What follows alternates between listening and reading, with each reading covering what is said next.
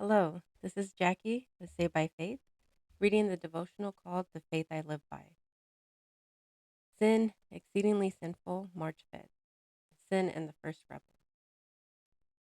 That sin, by the commandment, might become exceeding sinful. Romans 7:13.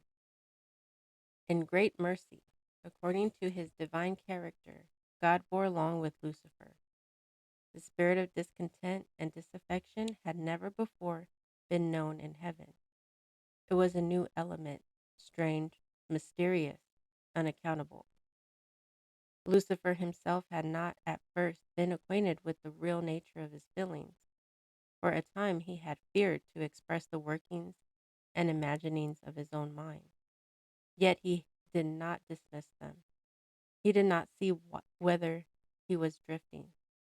But such efforts as infinite love and wisdom only could devise were made to convince him of his error.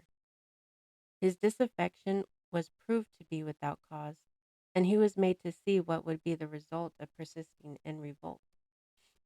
Lucifer was convinced that he was in the wrong. He saw that the Lord is righteous in all his ways and holy in all his works. Psalms 145:17. That the divine statutes are just, and that he ought to acknowledge them as such before all heaven. He nearly reached the decision to return, but pride forbade him.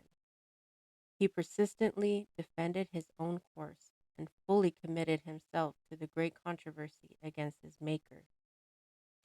Satan's rebellion was to be a lesson to the universe through all coming ages, a perpetual testimony to the nature of sin and its terrible results.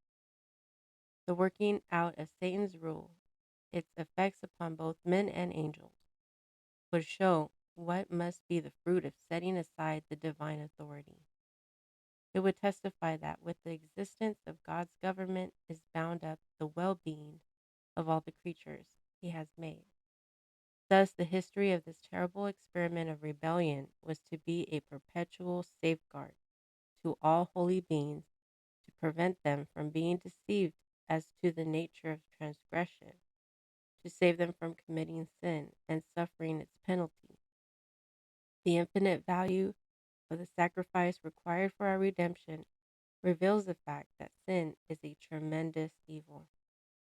This is Jackie with Saved by Faith, reading The Faith I Live By.